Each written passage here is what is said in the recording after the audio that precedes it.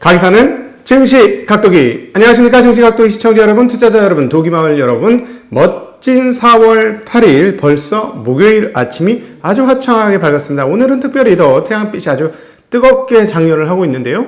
아침과 저녁의 기온차가 상당할 것 같습니다. 저는 아침에 출근할 때 영상 1도였어요.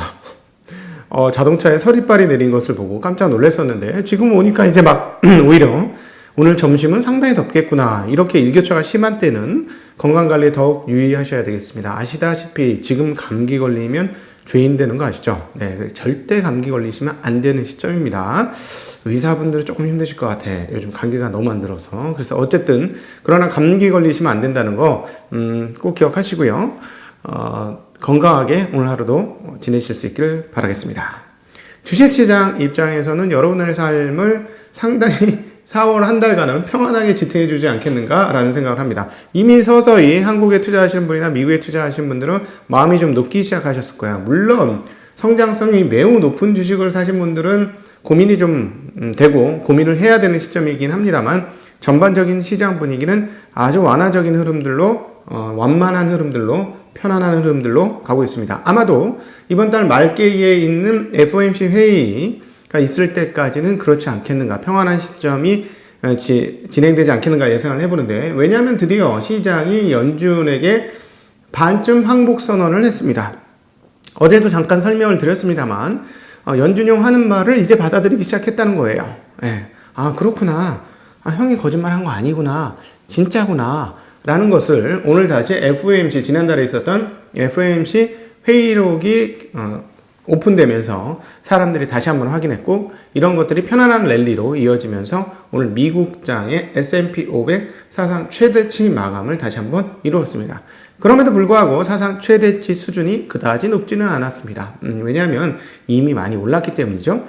그러니까 지금 상황들은 긍정적인 전망과 경기 상승, 그럼에도 상당히 가격이 많이 오는 가격에 대한 부담감, 그리고 올라오는 금리와 할인율, 이런 것들이 복합적으로 작용되는 시장이 되지 않을까 싶습니다. 오늘 이 부분에 대해서 하나하나 자세하게 짚어드리도록 하겠습니다. 자, 목요일 증시각도기 TV 시작하도록 하겠습니다. 여러분은 하루하루 어떻게 보내십니까? 저는 어제 정말 오랜만에 조금 늦게 저녁을 먹으니까 배고프게 먹어서 먹고 나서 멈췄어야 되는데 갑자기 라면이 너무 먹고 싶은 거야. 그래서 또 라면이 뭐 쌀로 만들어진 채식 라면이나 괜찮대. 그래서 그럼 하나 먹을까 하다가 결국 먹다가 중간에 끊었어야 되는데 또 그 음식물 쓰레기 남기가 아까워. 그래서 그냥 다 먹었어. 제 몸이 쓰레기가 되었습니다. 자, 눈도 팅팅 붓고 몸이 아침에 아주 이 배부르게 자면요, 이 잠을 깊이 못 자거든요. 저는 그래서 이런 걸 느껴요. 투자도 그렇고 하루하루의 삶을 어떻게 살 것이냐가 너무 중요한 거야. 절제를 했어야 되거든. 이 하루하루 매일같이, 제가 이제 나이가 이제 곧 조금 있으면은 얼마 안 있으면 이제 곧 40대를 넘어 50대로 진입하게 되는데요. 이런 상황에서 아직도 절제가 안 되는 거야. 절제가 안 되면 이 흐름들을 보면서 주식 투자도 이와 같습니다. 주식 투자도 끊임없이 욕망과의 싸움이고, 욕망을 내려놓고 나의 루틴을 찾으려고 노력해야 되고, 그 루틴대로 생활하는 것, 이게 고수의 길이에요. 이게 정해진 거예요. 이거는 여러분 동서고금의 고수들 만나보세요. 제 이 말에 동의하나 안 하나. 똑같습니다. 루틴을 만들어서 그 루틴대로 살아가는 것이고, 그 루틴이 정교해지거나 루틴이 멋있어지도록 만드는 거지. 근데 정해진 루틴대로 가는 거예요. 근데 이게 굉장히 어려워요. 그래서 투자는 돛 닦는 거하고 비슷하다는 생각이 들어요. 그래서 저는 어제 저녁에 다시 돛 닦는데 실패하면서 이러면 안 되는데, 내가 또 좀 안해지는구나, 시장이 좀 편안하다고 나까지 이렇게 안해지면 안 되는데 하면서 시장을 보니 시장이 전반적으로 안해지고 있다는 걸 오늘 다시 한번 확인하고 있습니다. 자, 시장이 안해지기 시작하죠. 그렇지만 시장은 언제 위기를 우리에게 넘겨주느냐? 시장이 방만해지기 시작하면, 그리고 해이해지기 시작하면, 그때는 시장이 위기를 우리에게 던지죠.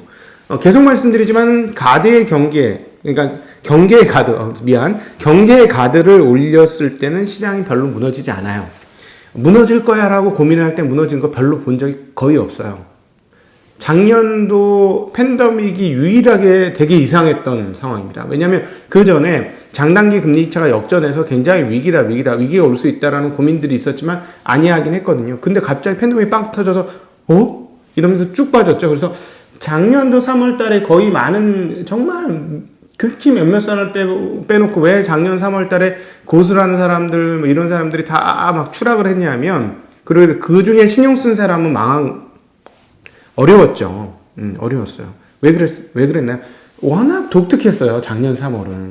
작년 2월이지. 2월 14일부터 시작됐으니까 작년도는 워낙 독특해서 그렇고 일반적으로는 위기다 할 때 위기 오는 적이 거의 없습니다.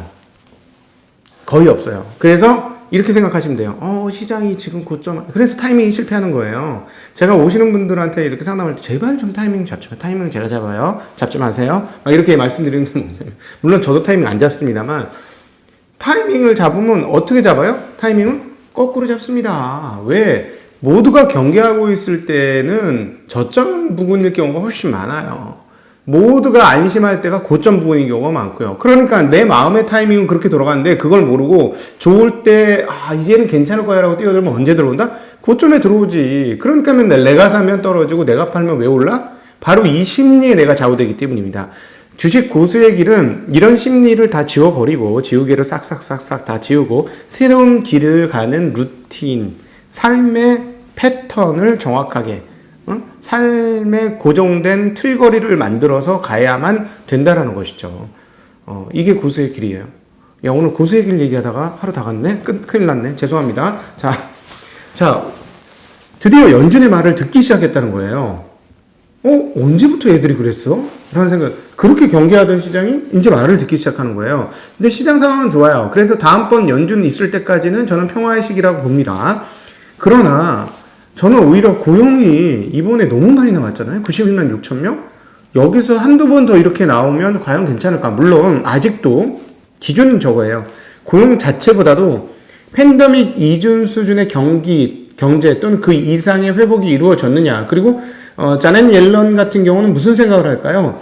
팬데믹 이전이 정상이라고 생각할까요? 그분 노동경제학 전문가예요. 제 생각에는 노동 상황들이 훨씬 즉 고용 상황들이 훨씬 개선될 때까지 밀어붙일 겁니다. 분명히. 그래서 팬데믹 이전보다 더 나은 고용 상황들을 생각하고 있을 거예요. 물론 그렇게 될 거는 같습니다만. 그리고 또 기준은 과거 정도의 수준. 그러니까 예전에 이제 그 실업률이 한 3%대 중후반 뭐 이렇게 됐지 않습니까? 그때까지는 열려 있는 건 맞아요. 그러나 계속 이런 식으로 가면 연준은 테이퍼링을 해야 됩니다. 제 생각에는.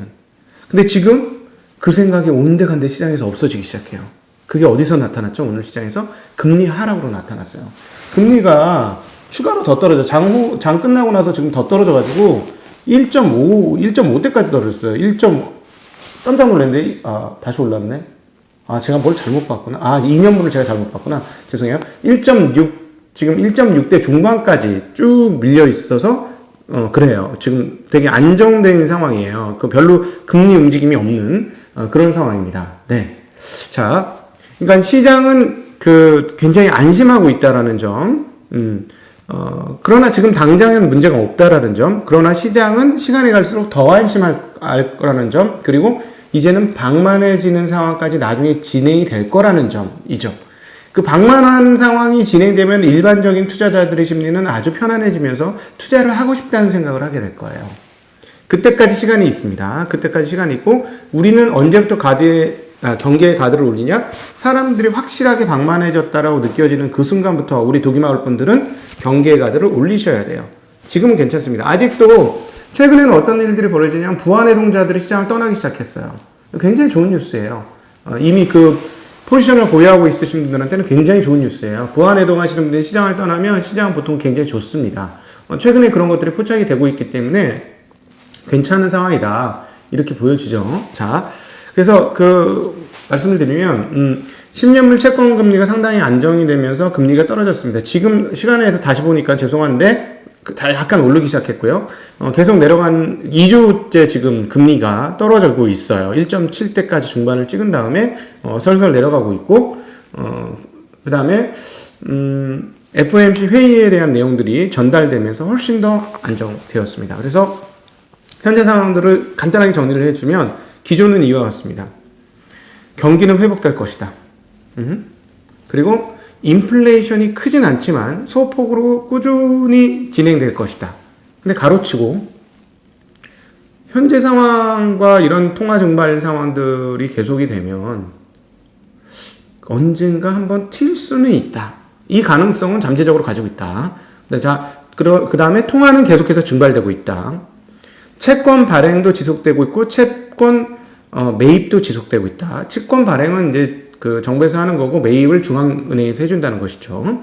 금리도 어떻게 지금 2주간 뭐 떨어지면서 안정이 됐지만 그거는 약간 발작적 흐름을 되돌리는 정도 수준이고요. 꾸준히 조금씩 상승할 것이다. 이게 모두가 있습니다. 경기 회복, 인플레이션, 통화 증발, 채권 발행 매입, 그다음 금리 상승. 이것들은 항상 우리와 이제 함께하는 요소가 당분간 될 것입니다.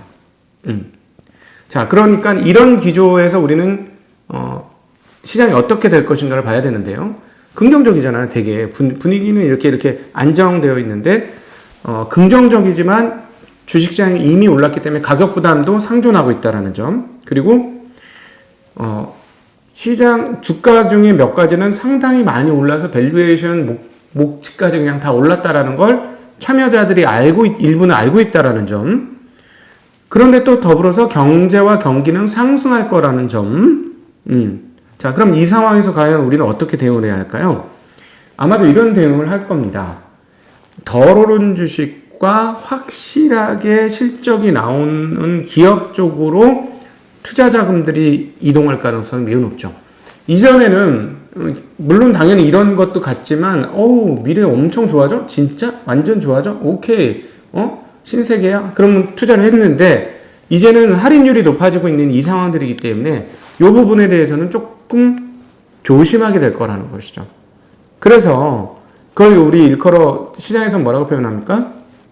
가치주가 등장을 했고 가치주가 상승하고 가치주가 랠리를 이루고 있다라는 얘기를 하는 것이죠. 근데 저의 표현은 뭐야? 실적이 좋아질 놈들로 돈이 가고 있다. 그런데 실적이 좋았으나 안 간 쪽으로 또 돈이 가고 있다. 물론 이제 최근에 이제 한국의 증권주 상승은 조금 다른 개념이 있어요. 약간 테마성이지. 왜냐하면 비트코인 관련 그 거래소 상장 관련 그 지분이 있으니까 좋아질 것이다. 이런 게 있어요, 분명히. 그런 것들 때문에 영향을 미치긴 합니다만 증권 업종은 이익 대비 주가가 말도 안 되는 주가였어요. 영업이익 대비는 주가가 3배, 순이익 대비는 주가가 한 6배 정도 형성된 것들이 굉장히 많았거든요. 근데 올해도 시장이 안 나쁘잖아요. 전 이해가 안 갔어. 근데 그게 갑자기 그 비트코인 거래소 건으로 뻥 터지면서 지금 주가가 올라가는 거죠. 그러니까 일부는 이거고 일부는 너무 쌌기 때문에 올라가는 거예요. 그래서 요런 계속 말씀드리지만 가치주, 성장주 이게 아니고 더 쉽게 직관적으로 시장을 보시려면 이익이 증가하는 놈들이 주가가 올라가고 있다라고 보시면 되겠습니다. 시간이 너무 죄송해요. 오늘 고수 얘기하지 말았어야 되는데. 그리고 제 이 아침 시간이 좀 어렵나요? 조금 댓글로 좀 달아주세요. 어렵다고 보시는 분들이 있는 것 같아요. 그냥 저는 똑같은 말 하는 거 싫고 맨날 뻔한 얘기 하기 싫어서 미국이 지수가 얼마였고요, 뭐 국채 가격이 얼마였고요, 그 다음에 유가가 얼마였고요, 주가가 각각 얼마였고요, 이렇게 말씀드리는 그거는 사실 누구나 다 알잖아. 근데 그 안에 있는 내용들이 무엇인지를 설명해 드리고 싶은 충심이 있는 거예요. 그래서 하는데 이게 이제 처음 들어오신 분들은 되게 어려운 거지, 이 내용들이. 좀 고민이야. 좀 댓글로 좀 달아주십시오. 그런 거 얘기할 수도 있으니까. 자, 오늘 이제 이것까지만 얘기할게요. 시간이 없으니까. 연준 의사를 공개했는데, 지난 3월 16일, 17일 날 있었던 거죠. 그게 한 달 정도 있다가 까져요, 얘네가. 근데 여기 뭐라고 얘기하냐면, 경제가 크게 개선되는 것이 목격되고 있으나 완화적 정책에 변화를 주기 위해서는 더 큰 진전이 필요하다. 경제가 더 올라가야 우리가 테이퍼링 하겠다는 얘기예요. 위원회는 하루 1200달러 규모의 채권 매입 프로그램이 경제에 상당한 지원을 제공하고 있다라고 이야기했고, 그 다음에 당분간 현재의 통화정책 기조를 고수하겠다. 그러니까 지금 돈 계속 넣고 있는 거예요, 여러분. 공부를 막 계속되고 있는 상황입니다. 자, 이것과 더불어서 그 총재들의 이야기가 있었습니다. 토마스 바킨, 리치먼드 인플레이션 압력이 형성되기 시작했다면서도 물가 상승을 둔화할 수 있는 신호도 있다라고 이야기했습니다. 라엘 블레이너드 경제 전망이 상당히 밝아졌지만 고용 부분 등에서 연준의 목표를 달성하기 위해서는 갈 길이 아직 멀다. 찰스 에번스 스카고 이날 연준에서 찰스 에번스 스카고 연방은행 총재는 고용 목표 그리고 물가를 달성하기 위해서는 당분간 완화적 통화 정책이 필요하다. 그리고 향후 몇 개월 동안 물가 상승세가 이어질 것이다. 그러나 연준 목표인 2% 달성하려면 시간이 좀 걸릴 것이다 라고 얘기했고, 로버트 카플란 댈러스 연은 총재도 인터뷰를 했습니다. 중앙은행이 지원을 철회할 때가 아니다 라고 이야기했습니다. 그리고 또 JP모건의 대표인 제이미 다이먼 CEO가 편지를 쓰거든요. 주주서한을 보냈는데 대규모 저축과 정부의 재정 지출 확대, 코로나19 백신 접종 등으로 경제 호황이 2023년까지 이어진다라고 전망을 했습니다. 그리고 또 피터들이란 유명한 거래자죠. 비트코인은 미국에 대항하는 중국의 뮤귀인이 규제해야 된다 이런 얘기를 했습니다. 비트코인 가격은 떨어졌죠. 오늘 상당폭 떨어졌는데 이 말이 약간 영향을 미쳤을 수도 있겠어요. 그 다음에 바이든이 정부 온실가스 감축 목표를 강화했고요. 전기차 보조급 증액이 예상된다고 합니다. 트위터가 클럽하우스를 40억 달러에 인수 제안했다고 합니다. 네, 이상으로 오늘 4월 8일 아침 미국 마감 시황을 모두 마치도록 하겠습니다. 긴 시간 함께 해주셔서 정말 감사하고 제가 댓글 거의 다 읽어보거든요. 그래서 내용이 좀 어려운지 여부를 조금 말씀을 해주시고, 그리고 시간이 너무 길어서 죄송합니다. 함께 해주신 여러분께 진심으로 감사드립니다. 인사드리겠습니다. 안녕.